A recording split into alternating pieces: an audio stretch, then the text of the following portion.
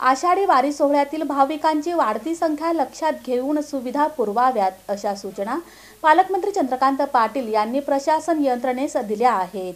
आषाढी एकादशीचा सोहळा 17 जुलै रोजी साजरा होणार असून या सोहळ्यासाठी मोठ्या प्रमाणात वारकरी भाविक येतात। तसंच दिवसेंदिवस पायी पालखी सोहळ्यांसोबत येणाऱ्या वारकरी भाविकांची संख्याही वाढत आहे। आषाढी सोहळ्यासाठी भाविकांची वाढती संख्या विचारात घेऊन आवश्यक सर्व दर्जेदार पायाभूत सुविधा पुरवाव्यात, त्यांची कोणतीही गैरसोय होणार नाही याची संबंधित सर्व यंत्रणांनी दक्षता घ्यावी अशा सूचना उच्च व तंत्रशिक्षण, वस्त्रोद्योग आणि संसदीय कार्यमंत्री तथा पालकमंत्री चंद्रकांत पाटील यांनी दिल्या। आषाढी वारी नियोजनाच्या आढावा बैठकीत ते बोलत होते।